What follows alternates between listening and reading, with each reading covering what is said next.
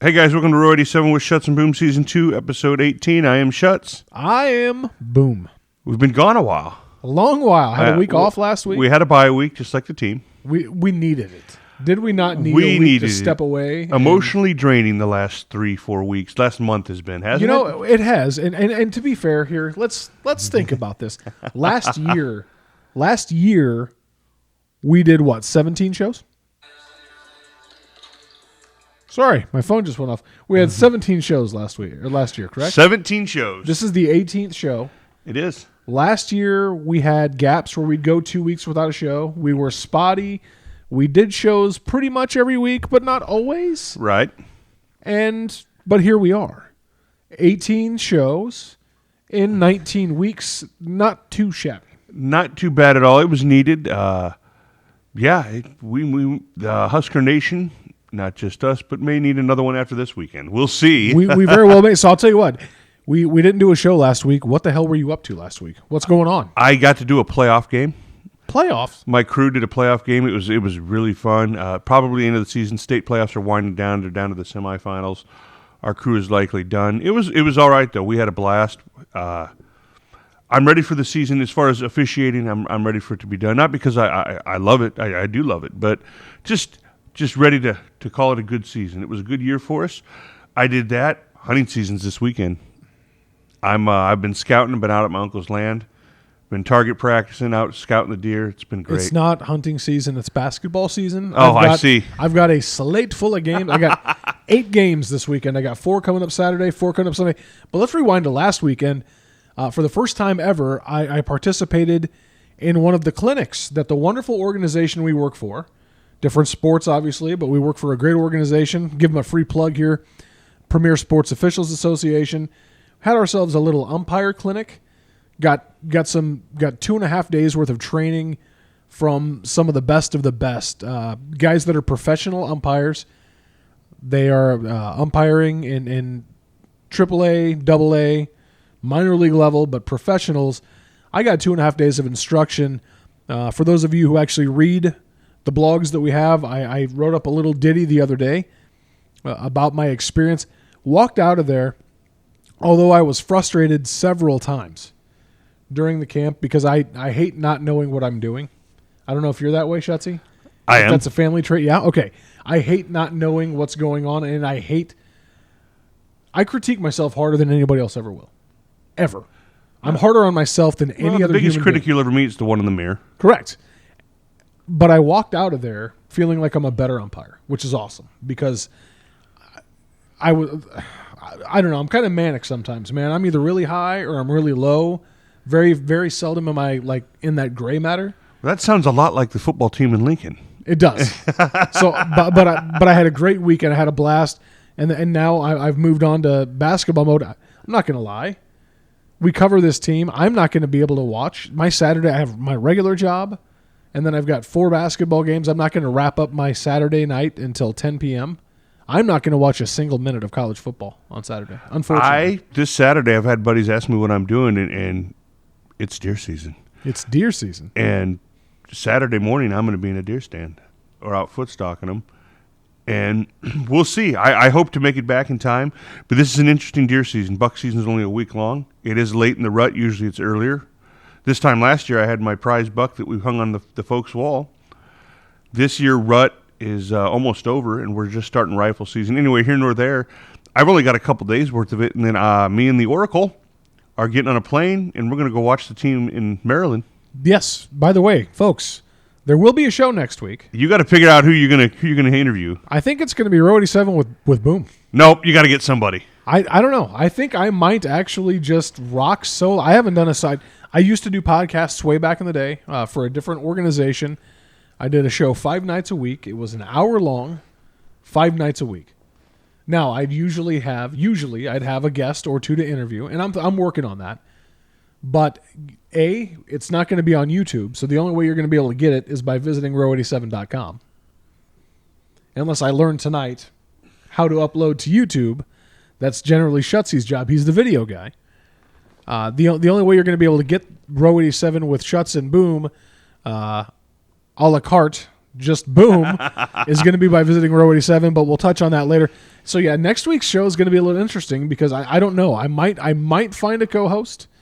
I'm going to be coming to pick equipment up from you, at least the microphones and the mixer.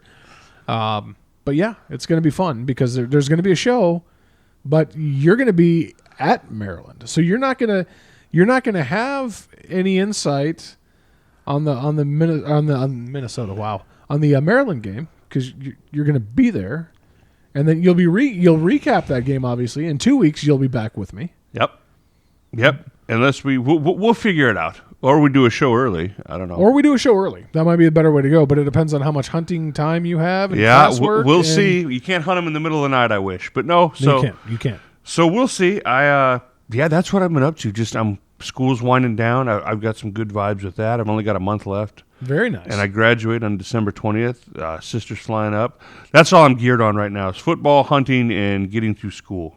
And not in that particular order, but it's all kind of meshing together. It's just been kind of a blur. Really. Yeah. Not alone the season, which the last 3 weeks have been so depressing. We were there in person for the Indiana game, the Purdue game, and I try to because I look at myself as an analyst, especially since we started this show. Yes. And especially since I've been officiating, I really just try to be objective and watch the game for the game, honestly. And it's just wow. It's not a talent issue in Lincoln. It's not the last 3 games. There is something between the ears, and there is something. It's a combination of things. We'll get to it, but it really is. People ask me, "Well, how can you're Husker fan your whole life, this and that?" And they always joke, "If you ever got to the college level, could you do a Husker game?" I go, "Yeah," because I love the game more than I do the team. I love the game of football. So that's here nor there, but that's what it's been. It's been interesting to say the least. Let's go on to who's in. Who's in? Who's in? We're in. I'm in. I'm all in. I'm all in. I'm all in, baby. All the time. I'm not even all the time. I am never off the clock, ever. I'm always going. I'm like Garrett Nelson with a black shirt. That's what I am. We'll get to that later as well. Cool. That was very cool moment. We'll get to that. Who's in? Are you speaking CFP right now, brother? I am. I am speaking CFP, and for me, right now they've got it right. They've got it completely right in my book.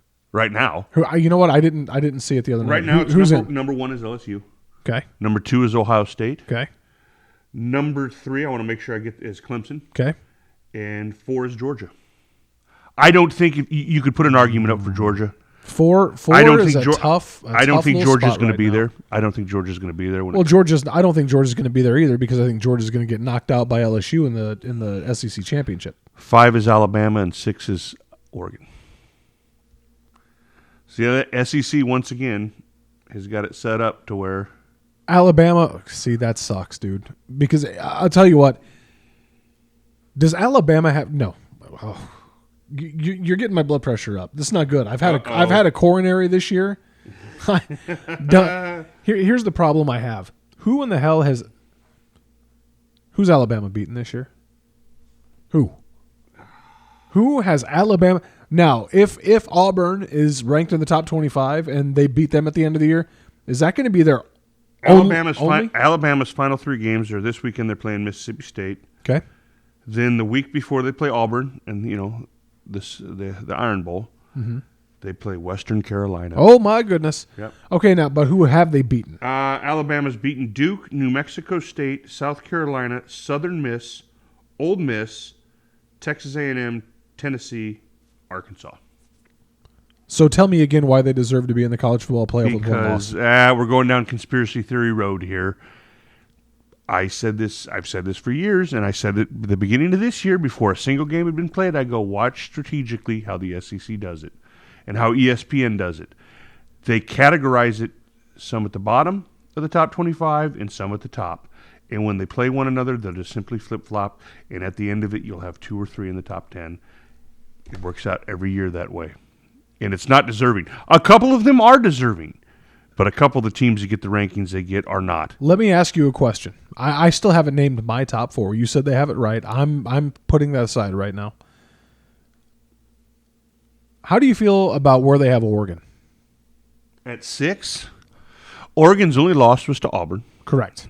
And that was game 1? Yeah. Their opener. They've won every game since. Yeah. They are in the wacky Pac-12. Correct. They are going to get snubbed.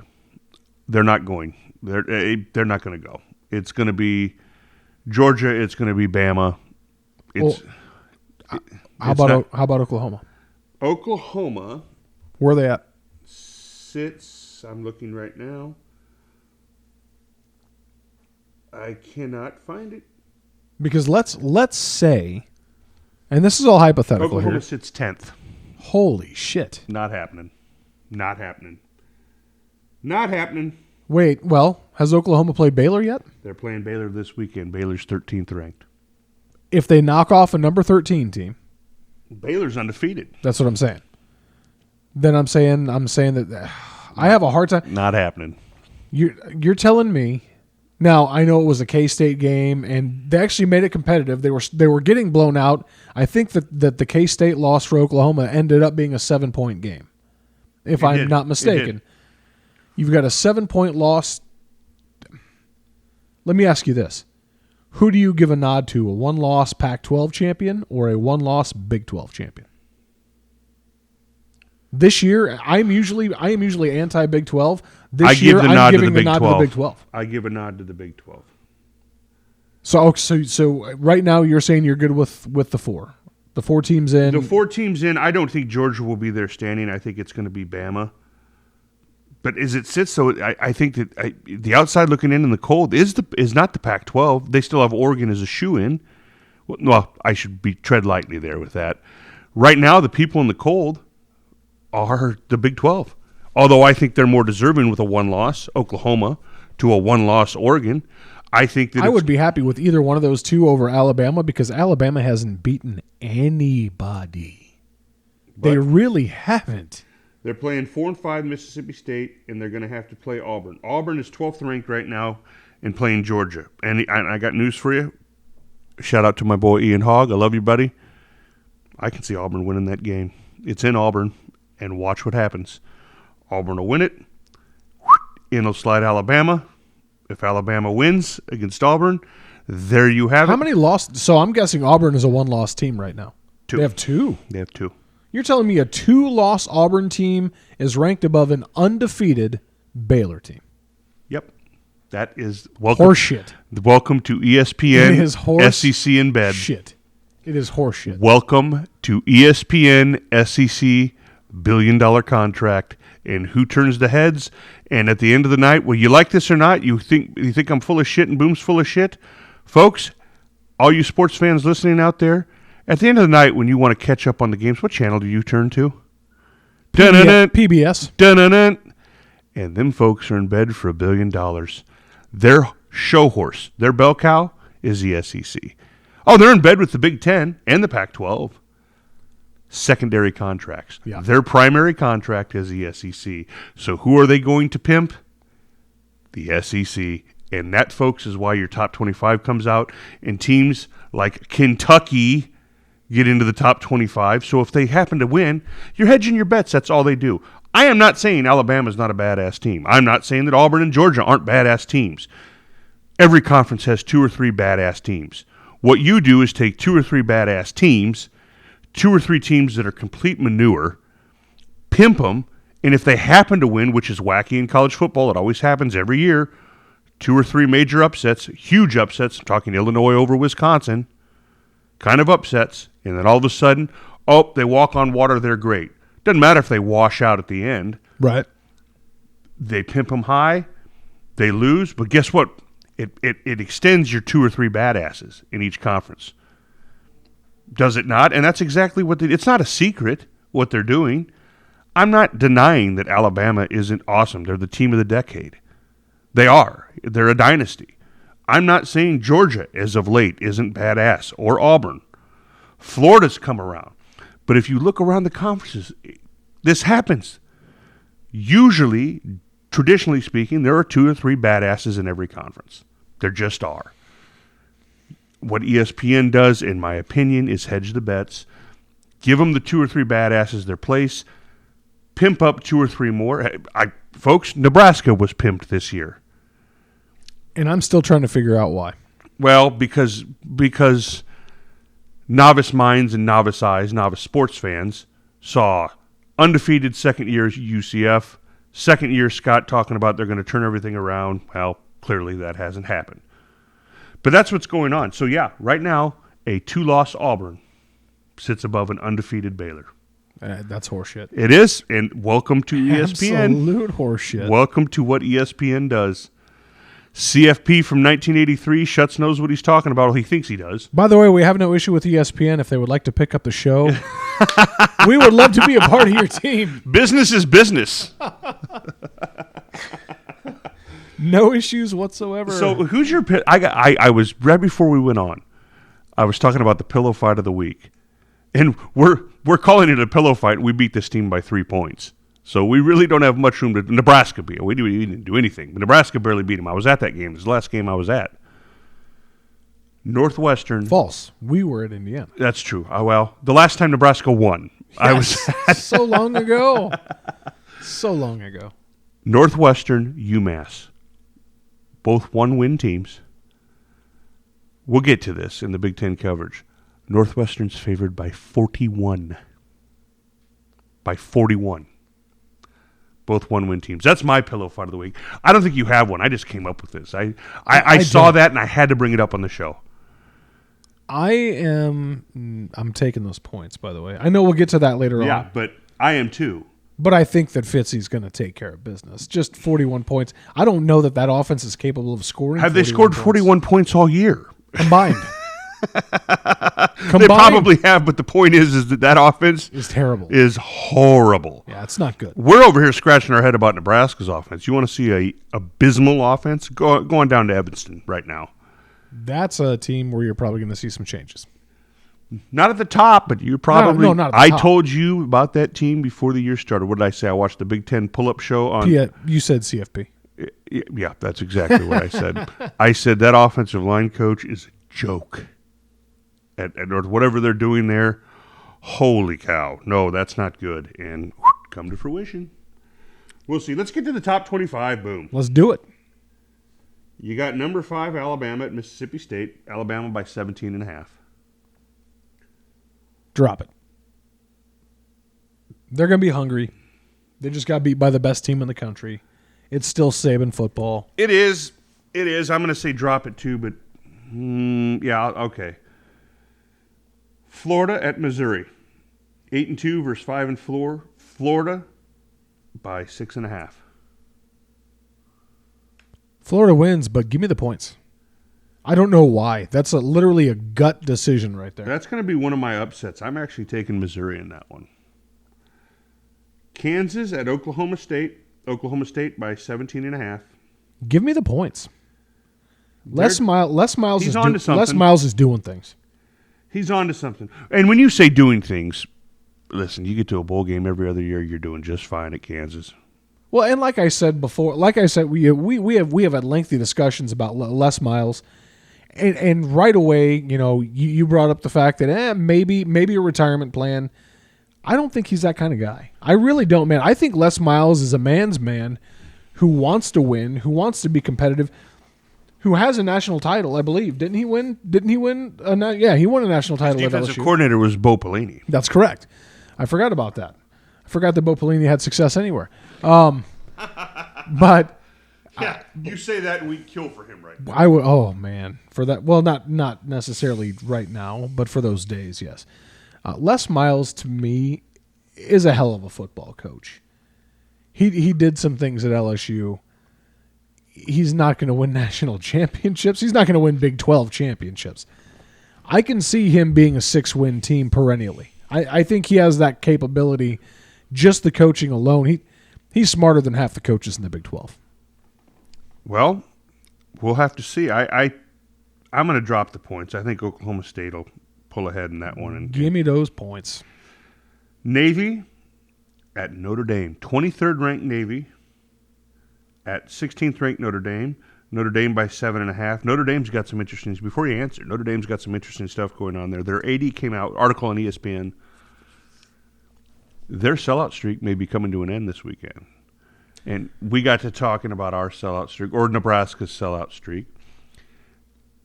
It's kind of sad to see, though, isn't it? It also, there's a couple of avenues you can look at this, and you can go, wow, how much power and fall from grace as far as power goes, Notre Dame has gone. That used to be America's team. When we were growing up, that was the Catholic school to go to. People have bitched for years that Notre Dame has gotten into bowl games. They were on every week. That Notre Dame has gotten to go to bowl games because of the clout of the Catholic religion and the fact that traditionally they go to bowl games, get blown out because they don't deserve to be there. But how far they've fallen that their own AD is saying, we're probably not going to be able to sell these tickets. Now, cutting to Nebraska, good old Nebraska U, number one sellout streak, 373, something like that. If you're being fair, there's been at least, and I'm being conservative here, a handful of times, one, probably two hands to be fair, where it was donors to come save the day and bought 10,000 tickets, 5,000 I'm going to go ahead and say the first time that probably happened was around 2007. I would absolutely, Callahan era? The Callahan era. I would say that since then, at least 5 or 6 times. There's been times where it's Here's the thing. Here's how things have changed. And we're not knocking it. But here's how things have changed in Lincoln. You used to be on a waiting list for years for season tickets. If I put my name on a list this year, I've got tickets next year. And that's a reality. If I put my name on a list this year, right now, if I were to put my name on a list, I'm getting a phone call in April or before or an email saying, "Here we go. These are the spots we have available. Take your pick." It's still tight, but I would agree with you. Here's what's happening, and you're seeing this across the landscape. Nebraska included. Nebraska's building this $150 million, supposed to be the most expensive, the biggest complex for football in the country. That's the plan. There is also in development more luxurious seats, more space. What that really means, downsizing. They're homes. downsizing. I brought this up to you a couple of years ago. This is not just a Nebraska thing. In fact, Nebraska's ahead of the curve. There are schools across the country that are dropping their stadium size. Now, I'm also going to say this.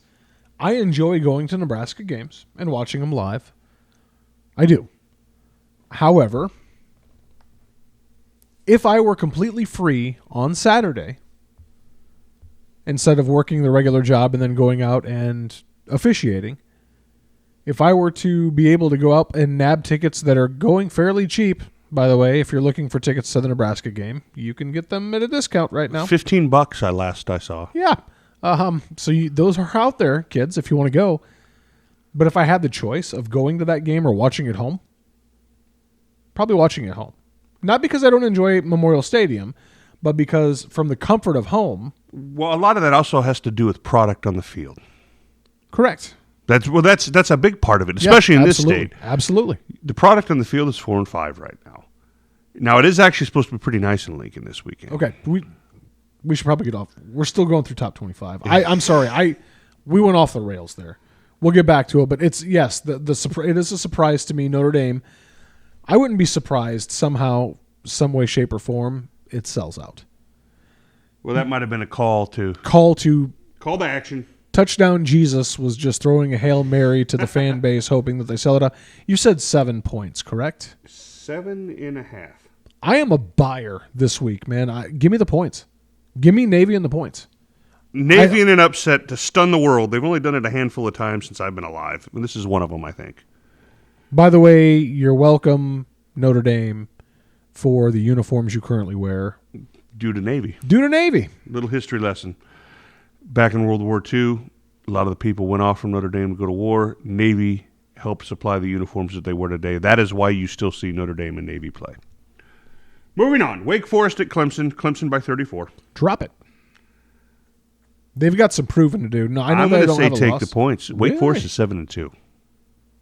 I'm saying take the points. I think it's a Clemson win by 3 touchdowns, but not 34. Okay, that's fair. Georgia Auburn. I already shouted out to my boy Ian. I think Auburn outright. It's Georgia's by 3. It's at Auburn. Upset City for the first time this year. Schutz and Boom both pick an upset in the top 25. I think it's Auburn outright. Auburn outright. Memphis at Houston. Houston is 3-6. Old tank job going down there in Houston. Tank Abbott. Kind of like him. Yeah. By the third round, he had no gas left. That's correct. Memphis is 18th ranked, 8-1. Memphis by 10.5. I'm going to drop those points. So am I. Texas, you've never been high on them. They're 6-3. They're at 19th ranked at Iowa State, who's 5-4. Iowa State by 7. I'm dropping the points. Really? Matt Campbell, Iowa State played a good. Did you catch any of that game Saturday night? Iowa State played Oklahoma pretty damn tough. Matt Campbell is a great coach. He's maxed out at what he can do at Iowa State. I don't think they're ever going to get much better than they are. I'm saying drop the points. Texas is not as bad as Nebraska is right now. They're a better football team. But just like people had Nebraska way too pumped up for this year, Texas, I have since the beginning of the season, I've said, nah, they're not that good. I don't know. They're not my that old good. conspiracy theory and what I think the Big 12 will allow. I just don't see it. I think you know what I'm going to say. Iowa State by a field goal. Take the points. There we go. West Virginia at K-State. K-State by 13.5. Drop it. Drop it. LSU at Ole Miss. LSU by 21.5. Drop it. Or do you think they have a bit of a they win, but they have a bit of a letdown? They win, but not by 21.5. They'll win. But watch, they'll win by 21 and not make it by a half point. So I'm going to say take the points, but still LSU win. All right. Cincinnati at USF. Cincinnati 17th ranked 8-1 at 4-5. USF. Cincinnati by 14. I like the fighting Fickles, man. I'm going to drop it. Oklahoma Baylor. Here's your game. Oklahoma by 10.5. It's at undefeated Baylor. You know, give me the points. Oklahoma wins, but give me the points. I'm going to say drop it. This is where the other shoe finally drops on Baylor. I'm going to take Oklahoma, and I'm going to give up the points. Oh, Oklahoma's favored. Yeah. Appalachian State 8-1 at Georgia State 6-3. I don't know enough about it. Appalachian State by 16.5. Sure. Yeah. Why not? Sure. I know nothing of either team, but screw it. Appalachian State's always got a pretty good football. And I have zero actual dollars on it, so I'll drop it. 4-5. Sounds familiar, this team. It does. UCLA, 4-5. At Utah, 7th ranked Utah. We forgot about Utah, Pac-12. Right behind Georgia, behind Oregon, excuse me. Utah by 21.5. No. I'm taking the points. I'm taking points. I think Utah wins, but not by more than 3 touchdowns. Boise State, New Mexico. Yawn. 2-7 New Mexico going to the blue. Playing on the blue turf. Boise State by 28. Why not? Give me the points. Okay. All right, Boom. Ballsy of you. Give me the points. How ballsy of you. Hey. How dare you, sir? Well, that's what I do. Arizona at Oregon. Oregon by 27.5. Oregon wins. Give me the points. I'm going to agree with you. I am in a give me the points kind of mood. Usually I'm a drop. I'm taking a lot of points. All right. Well, we're on to the Big Ten then. Boom. Big Ten, here we come. Indiana. Oh, God. The chills of sitting next to you and watching that unfold still haunt me. I have that effect. At Penn State. 7-2 at 8-1. Penn State by 14.5. Give me the points. Give me the points as well. In fact, I'm going to go this far as to call that a toss-up game. Okay. You know what? I'm not going to argue that. I think this is a game that's decided by 3 points. I still favor Penn State, but give me those points all day. Michigan State and Michigan. Drop the points. Michigan by 13.5. Drop the points. Michigan beats them by 4 touchdowns. And you said before we went on the show that Michigan State, D'Antonio, their coach. I said before the season started, the clock's already started, and after this weekend, it's going to get really loud in the state of Michigan. Okay. All right. I'm going to agree with you. I think Michigan by at least 14. And you're probably right. Tick-tock.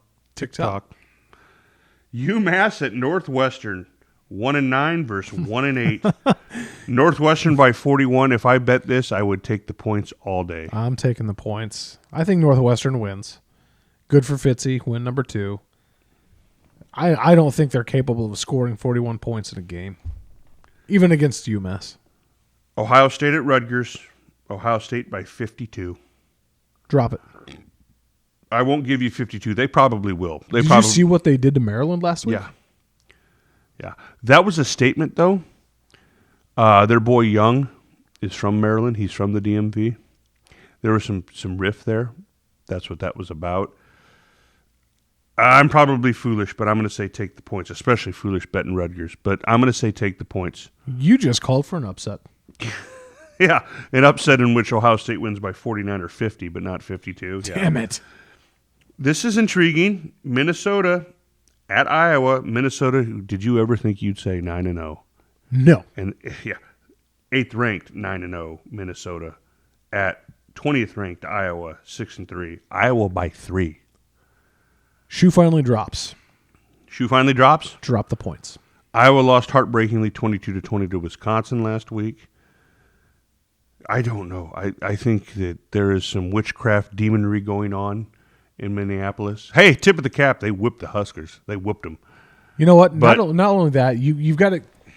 I know you are not a huge fan of PJ Fleck, and I know that in today's world, contract extensions may not always mean a whole lot. They literally just locked him down for an extension. He's not going anywhere. He's not going anywhere. Well, he's not. And I told you before they even played Nebraska, momentum is a hell of a thing. And right now they are. Cocaine is a hell of a drug. They are sky high. They are sky high right now. I don't know. I just don't know. I think the shoe drops this week. Do you? I'm not anti-Minnesota here either. Look, I'm not an Iowa fan by any means. I like the way they play football, but I'm not a huge fan of theirs. Yeah, I think. Where's this game at? Is this in Iowa City? It's in Iowa City. I think you drop the points. I think that PJ loses his first game of the year. Of 2 that they're going to lose. I'm actually somehow, some way, oh, God. Minnesota wins. I've picked Iowa twice this season, and both times they've lost. I'm going to pick Minnesota and hope the reverse happens. That's what I got. Which leads us to what the hell's going on in Lincoln. I've had several. The volleyball team is stout. Well, they're always stout. Oh, I've had foosball? a couple of fans, and thank you guys for listening, reach out to me, message me. I've had a couple of students at UNO ask me, and they're supporters of the show, so I'm pretty excited about that. What do you think what's going on in Lincoln? And we didn't have a show last week. We took a little break. We did. We needed it again. We needed that break. What do I think's going on? I don't think it's one thing. I think it's a cocktail of things. I think you've got miscommunications, whether that be between coaches, players, coaches, on the field, off the field. I don't know. There's clearly a breakdown somewhere. I think that you've got, and this is certainly true, and the tabloids have been talking about this, there is a between-the-ears issue. Now, when it comes to the psychology of football, that's where it gets fun. The game itself is pretty simple. You're 11, my 11. You try to stop me, I try to stop you. Whoever scores the most points wins. That's football. It's when the psychology of it, the schematics of it, come into play is where things get dicey and crazy, and that's the fun and the beauty of what is called college football, or football in general. I think that there is some tweaking that needs to go on, because right now, and I've said this for a couple weeks to you, insanity. You want one-word definition of what's going on in Lincoln, it's called insanity. Why is that? Because insanity is doing the same things over and over and expecting a different result. The problems in Week 2 that cost them the Colorado game are the problems in Week 9 that cost them the Purdue game. Between the ears, simple things. Now, the flip to that is that insanity and brilliance, there's a fine line between that too. I've said that for years. There's a very thin line between genius and insanity. Very, very thin line. I know people who walk that line. Well, we do sometimes. We walk that line. Are you trying to say we're intelligent fellers? Or we're out of our gourd. We're out of our element. We are out of our tree, my son. You're out of your Donnie? You are out of your element. You're out of element, Donnie. They ask all these great players and these great coaches and the Belichicks and, all these icons, right? Lovie Smith. Sure, why not? Well, he's bowl bound. Yeah, bowl bound. We laughed. Anyway, we digress. They ask all these icons, and they say it's a lot of small things. Greatness is a lot of small things done right. So when Scott Frost and coaches get up on the podium and say, we're not doing the small things, well, that's doing the same thing over and over. Insanity, right? So part of that is genius. Do you get what I'm going with that? Like, part of that is genius. You have to do those things right. They're missing that, so it's insanity. But I also think, and no, I am not privy to the practices, that there is some tweaking that needs to be done defensively. Voodoo? Yes. Witchcraft. Something. There is something I think that offensively you need to tweak. You talked about receivers off the air. Big Ten caliber receivers. We need some big cats. I think that schematically on the blocking, maybe. I would agree. I think schematically on they do pretty good job. The sample sizes, they do pretty good job stopping the run. Yeah, until you play a true running team like you're going to see this weekend, and then it goes right out the window. I'm pretty proud of you. That's not saying. How do I word this? It's not saying much when you shut down Indiana's run game. Indiana zips the ball all over the place. Purdue zips the ball all over the place. The cradle of quarterbacks. It's like saying we did a great job shutting down Mike Leach, the run game. He could care less about running the football. So, what are you talking about? I think that schematically, offensively, Nebraska's a running team. I'm not upset about the throwing the ball as much as they do. That's fine. You mentioned this before the show. Let's start throwing north and south, these little swinging passes, these little screen passes. How about let's run the ball north and south as well? Yep. If you notice, a lot of the time when we're running the football, it's to the left, it's to the right. And I kind of have a theory on that. It probably works in practice. Because if you look at us defensively, we sure as shit can't stop any runs to the left or to the right. We are much better with the run, and not great, but we're still better, I think, stopping the run up the middle. Well, we're going to get a dose of that this weekend. We're going to get a dose of everything this weekend. Now, I'm also going to say this when it comes to the cocktail you were speaking of with problems and the University of Nebraska's football team.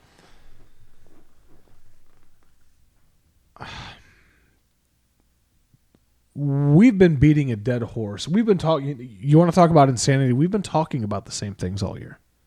All year. We've been talking about the same issues on the field all year. You're talking about a team that has literally just moved in a perpendicular line, like straight horizontal, from the beginning of this race in 2019 to where we sit today. They're just kind of there, right? And we've been talking about the same issues all year long. Talent-wise, we've said this, we've spoken about it. Yeah, we need a little bit more depth. Sure. We absolutely need more depth at skilled positions at the offensive line. However, it wasn't talent that lost the Purdue game. It wasn't talent that lost the Indiana or the Minnesota game. There's one game that we've lost this year that had anything to do with talent. One game. Ohio State. Yes. I would argue that Minnesota is probably pretty damn close to the talent level, believe it or not, to Nebraska. Maybe not skill at quarterback, and they sure as hell looked unathletic at the beginning of the year, but their offensive line has come a long way. You see what they did to Penn State? That ain't easy. They were impressive against Penn State. Yeah, I'm not going to take away from it. I can't. They're 9-0. But Purdue, Indiana. Hell, Indiana's probably closer to our talent than Purdue. I will say that Penn State's defense has never been impressive. Riley ran all over them in our blowout loss. They've never been impressive stopping the run. Penn State. But we digress. I don't mean to get off the path. But with talent, there's only one team that we shouldn't have been on the field with, talent-wise, and that's Ohio State. Matter of fact, no team that Ohio State has played this year comes near to matching their talent. So I'm going to give them a pass on that game. It's completely 100% unequivocally mental. It is a mental block. It is Groundhog Day. It is the same guys making the same mistakes. I don't think it's intentional. I think that, and I've talked about this several times this season, it's that 1 ounce. I went through it myself this past weekend, only I finally decided that I wasn't going to burn it down, that I wasn't going to sabotage myself, that I wasn't going to let things get in myself get in my own way. And I actually learned something and had a successful camp. I had a successful umpire clinic. At some point, shit's just going to click. And that might sound crazy. At some point, and no, when it clicks, I'm not saying that Nebraska shoots to the frickin' moon. This is a 5-year project, not starting last year. It'll be 5 years from today before we're talking about Nebraska really competing for a Big Ten championship. That's a prediction from Boom. 5 years from today. I'm going to hold off on it, but yeah, I think it's gonna click at some point. It's going to click. And all it's going to take is what. See, that's the thing. We'll get into game predictions and what we think might happen or the possibilities of what could happen. All it's going to take, everything is going to turn. And again, when I say that, I don't mean shoot to the moon and Big Ten championship bound we come next year. I'm talking about general mindset and ability and capability. It's all going to turn on one play. One play. One thing is going to happen that hasn't happened for them. And that's all it's going to take. I also believe that it is still going to take a few players who are currently on the roster to not be here. Well, I think that, but I'm going to take it a little darker and say that I'm not going to say I was a few weeks ago call for a coach to be removed, but I will say this: I think that there's some growth not only from the players and on the field, but in the coaching. Oh yeah, and there's some things that need to be tweaked on what they're doing. I would also like to make a few points here, and please, folks, do not tell me that I'm bashing our coach. I'm not. Thanksgiving dinner has come very, very early for Scott Frost and every one of his assistant coaches. And they haven't gotten to the main course. They went straight for dessert because they've been eating humble pie. Huge doses of it. I love the swag. You talked about swag before we went on the air tonight. We went outside, had a stogie, kind of, pregame. We always pregame. We don't drink, but we had a pregame session, had a stogie. And here's what's happened. Scott Frost busted up into Big Ten Media Days in year one and said, I'm hoping the Big Ten's going to have to adjust to me. That's never going to happen, Scotty. And he knows that now. Big Ten doesn't have to adjust to Scott Frost's offense. Scott Frost's offense is going to have to adjust to playing in the Big Ten. Scott Frost has never been a part of a team that has struggled this much, had this many miscues, made this many mental mistakes. Scott Frost has never been a loser. And please do not get offended by me using that word with this team. But as of right now, this point of this season, this point in year two, Nebraska football has been a failure. This will be 3 years straight and running of Nebraska having a losing mentality and losing culture. Scott Frost has never experienced this in his life. Sans getting his ass beat and shut out against Arizona State. He has never experienced this level of scrutiny and loss. But I truly believe this. I truly believe in Scott Frost. This is going to make him a better coach. Yeah. This is going to make his staff a better staff. How much coaching experience? Power 5. Let me rephrase. How much Power 5 coaching experience does Scott Frost and his entire staff have? I'll wait. Yeah, not a lot. Not much. And you know what? I was with you. Okay, and we can go ahead. I'll say the names. A couple weeks back after the Purdue loss, after Indiana, there were 3 coaches that you and I were talking about that we thought might need to step stage left, exit right. We were talking about the offensive coordinator, wide receivers coach, Troy Walters. Receiving squad has been atrocious. Part of that has been schematics. Part of that has been Scott Frost play calling. But again, as I said, part of that is we don't have Big Ten wide receivers. We got a bunch of scat backs that play wide receiver. And then a guy named Conavai Noah. And a very reliable, slow white receiver. That's what we have for wide receivers. We don't have Big Ten receivers. We've got receivers that our receivers are too small. honestly, to play in the Big 12. We got small guys. They're all scats. Well, that's part of it. We also brought up the offensive line coach. That is schematics, though. He's doing what he's taught. Say what you want. He is teaching what Scott Frost told him to teach. It's Scott's offense.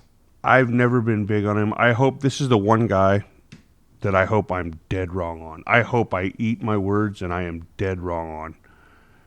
I didn't say much on air about him. I look at it, and now I will give him this. Depth-wise, there's not a lot in the offensive line. There is not. There is not. When you have a walk-on sophomore playing one of your guard spots, that's saying something. So I'll give him a little leeway. You've got a kid playing center that's never played the position before, who's actually getting better. And Scotty hit on that Monday in his press conference. He's getting better. I'm still a big fan, as you are, of Cam Jurgens. Oh, yeah. So I don't want to throw him out to the wolves, but at the same time, I think this goes back to in the offseason, the coaches need to get together and go, I said this, and this is probably too harsh what I'm about to say, but I can't help myself. You need to flush a lot of the stuff you learned under Chip Kelly and at Oregon, because that don't fly. And it didn't. And by the way, it didn't fly at Oregon when they came across anybody. They could smash them in the mouth. They do great. You saw what happened in that national championship. Yeah, when you can play finesse Pac-12 ball, it looks pretty good. When you start lining up against big boys, and we're going to come right at you, and we're going to hit you over and over again, that offense crumbles. The Big Ten and the SEC play a style of football all their own. And it's the Big 12, the Pac-12, the ACC kind of do their own little thing. ACC's a mixture of a bit of both. They're a mixture, but I think that I'm sorry. This is I hate the blanket statement, and I hope I'm wrong. But how's Chip Kelly doing year 2 down at UCLA? Not so hot. I think that it was a time and place. It worked. It was gimmick, and no more. You can't tell me it's athletes down at Chip Kelly down at UCLA. You can't tell. Really? In Los Angeles, they're not getting the athletes there? Wrong. I'm sorry. I just think some of it's got to go. I would agree. I think he needs to tweak. Maybe not. It's not got to go. But I'm gonna go with you on this. You need to tweak. Yeah, not wholesale changes, but you need to tweak damn near every aspect. Tweak, not be radical and change. You need to tweak. I think you are correct in the first thing the offense needs to address is blocking scheme, because what they're doing, see, and that's even hard to gauge right now because the offensive line isn't very good. You look at the starting 5, and as much as I believe in Cam, because I do, I think by the time Cam graduates, holy shit. But it should also say something, not to take anything away from Cam Jurgens. For a coaching staff to go, yeah, he has never played offensive line in his life. He's a redshirt freshman, and he's our best option. So give him some leeway, I guess. So I mean, and that's the only reason I pause with the Greg Austin thing. Here's what I do want to say. I think that what Nebraska needs more than anything is continuity. Instead of change all over again, instead of firing a guy, even one guy, instead of firing, what this team needs, and it almost ties in with your insanity argument, when I really sit here and think about it right now, is the same coaches smiling at them once spring hits. You know you're going to have Duvall with those boys all winter long, right? Well, I think it's to switch it over as we get to our predictions here. There's a guy I'm looking at and going, big year for you, bud. I believe. I am 100% all in on Zach Duvall. Who has looked impressive from year 1 to year 2? You brought this up. Who has shown improvement from year 1 to year 2? But again, none of that has been talent. Everything that's gone on has been in between the years. Defensive line, solid. They're not getting pushed around. Offensive line, minus Hickson, solid. They're not getting. I'll agree with you. I think all I'm simply saying is this is a big statement year to really show, because by this point, strength and conditioning, you should start seeing some real signs. You should. And here's the thing, though. I think we've already seen some of those signs. I think we've already seen some of those signs. That Minnesota game, when you go back and you do watch it, we were out of position. I don't know that we've been bullied, minus the game that everybody's been bullied by who's played them. I think it also keep in mind when it comes to the strength and conditioning, how many of those guys that are out there, especially offensively, that if Nebraska were in a system where they were as far along, even if we had the same system in place for 5 years at this point, how much more cohesiveness you will find in those programs. And we've got walk-ons starting. We still have walk-ons. I'm not against Duval. I think that it's just a big year. That's all I'm saying. I agree. You're absolutely correct. We got to start seeing some real growth now. But let's not give up on this season. There's still 3 games left, which brings me to what? Predictions. Wisconsin coming to town. Wisconsin's favored by 2 touchdowns. We all know what Wisconsin does. They're going to line up. They're going to run straight at you. I'll tell you what. I cannot wait for the Bears and Rams this weekend. I hate having to predict what I am going to predict. I think that Nebraska still has a long way to go. Just a little bit ago, I said 5 years from now, before we're talking about competing for a Big Ten championship. It's going to be ugly. I think we're in for another week of... Do I hope I'm wrong? Yes. Do I hope I have egg on my face? F&A cotton? Yes. I want nothing more than to be able to do a show next week and talk about, holy shit, I cannot believe what those boys just pulled off. But I think it's going to be ugly. You threw out a question of over or under 200 yards rushing for Jonathan Taylor. I'm taking the over. I think this defense is still shaky at best. By the way, again, congratulations to the 2 new black shirts. Damian Jackson, very deserving Navy SEAL. 44 Magnum himself, I think he's earned it because of merit, not on the field play, but merit. Now, and here's why both of those gentlemen got black shirts. Mental. They still make mental mistakes. That's the thing. No, mentally tough. They've got the biggest balls on the team. Period. Damian Jackson, you can't even argue. You're a Marine. You weren't in the Navy, but tell me how you feel about Navy SEALs. Do you think they're some tough bitches? Yes, they are. Pretty mentally tough. Do you have to be mentally tough, do you think, to be a Navy SEAL? Yes. No, they deserved it. It's 44 Magnum was really cool to see Garrett Nelson get his. Especially if you got to watch the interview. If you seen the interview, he was in tears. It means a lot. He's going to be a good leader. He's going to be a good one around here. He is. Just between the ears, he's not there yet. They got to teach him how to run the plays. So what's your prediction? What do you think? What's the spread? 14. Yeah, drop it. This is more like a 28-point loss. This is look a game. Look at what Minnesota did to us, and then tenfold the talent that you're facing. I think that I told you before the show, nothing would surprise me. Nothing's off the table in this game.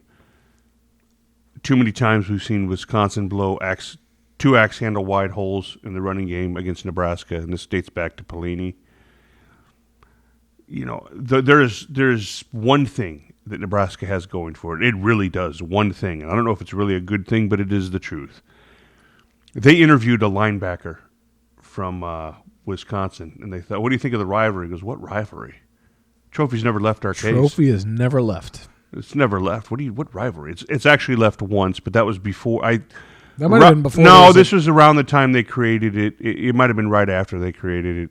By the way, I refuse to acknowledge it. That stupid best freedom. trophy in college football. No, don't even get me going. It was created.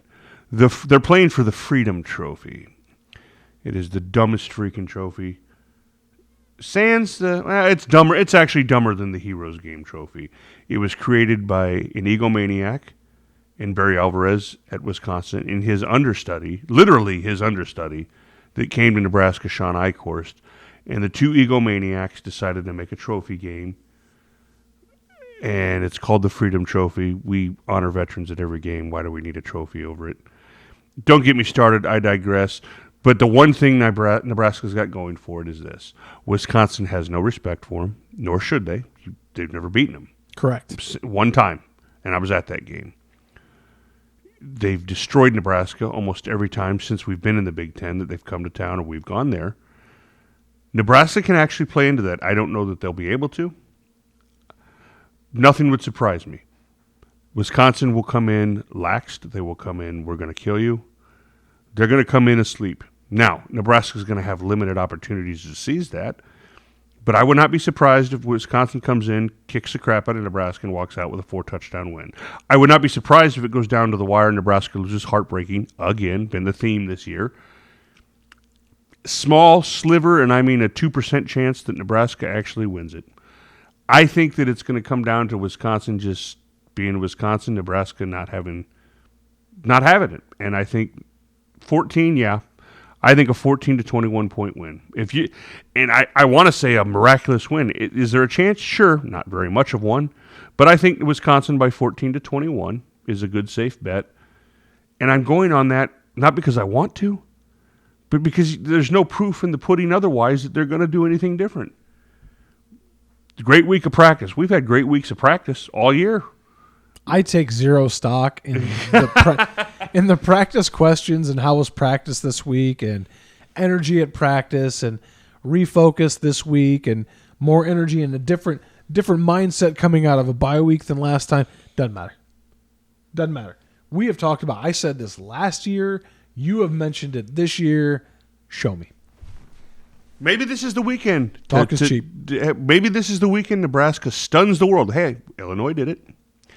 Maybe. I wouldn't put money on it, but if it's I don't deal in absolutes. You shouldn't, aside from death and taxes. By the way, Wanda Robinson won't be playing Saturday. More than likely, not guaranteed. I do not expect to. I fear him playing. You know what? I fear it. We haven't done this bit in a long time. What do you think? What do you hope? What do you fear? Yeah. I fear them breaking Wanda Robinson in half. We'll see. What I fear is that we don't even show up out of the locker rooms. It's 42-7 going into the fourth quarter, and they run away with it. Because, listen, I'm going to tell you this, not to be doom and gloom boom over here. Boom! This coach, Paul Chryst at Wisconsin, and Barry Alvarez. They hate Nebraska. Would have, both of them do. Don't kid yourselves. No, that's not paranoia. That's the truth. Barry Alvarez loves sitting up in the AD booth, especially when he's in Lincoln in town, and grinning wide and watching his teams run it up. If Paul Chryst gets a chance to hang 70 on Nebraska this weekend, he will do it. He will do it in a heartbeat. He won't be like PJ Fleck or Ryan Day. Off the gas. Ryan Day could have hung a 70 burger no problem. In fact, last week against Maryland, he did just that because politics bid for it, and he did it. He took it easy on Nebraska. Yes, he did. PJ Fleck, as much as I rag and dog on that guy, took it easy. Showed class. Paul Chryst will not. Because Paul Chryst is a classless son of a bitch. Yeah, he's something else. way to be tactful, Boom. No, that's what I do. Well, that's what'll happen. I think Wisconsin to end it. I think Wisconsin by 14 to 21. If somehow, some way, Nebraska can come out of the gates in both halves, which they have not been able to do since Scott Frost took over. Yeah, in the third quarter this year, wildly enough, if Nebraska come out, hit them in the mouth, dogfight it to halftime, keep it respectable, come out in the third quarter, which they haven't done all year, hit them in the mouth again, who knows? Anybody's ball game. That's a lot of ifs. We'll see. I hope we're both dead wrong. Me too. That's what we both think. Plenty of content coming. We got to get a hold of old girl Ash. We haven't talked to her in forever. Actually, I have. I haven't. Just via Ashley, I'm sorry. I want to say I'm sorry. My face has been in a book. School's winding down. Plenty of content coming. Yes. We'll come up with something on the show. I'm sure Boom will have announcements online. Follow us at roadie7.com. Yes. Like us, subscribe, share. really, above all else, share our content. Please start sharing our content to your family and friends. We're With not that- begging, but we're begging. Borderline insanity. That's the name of the game around here. Yes. We will be back with you next week. Plenty of content to come. With that, I'm Schutz. I'm Boom. We'll see you soon.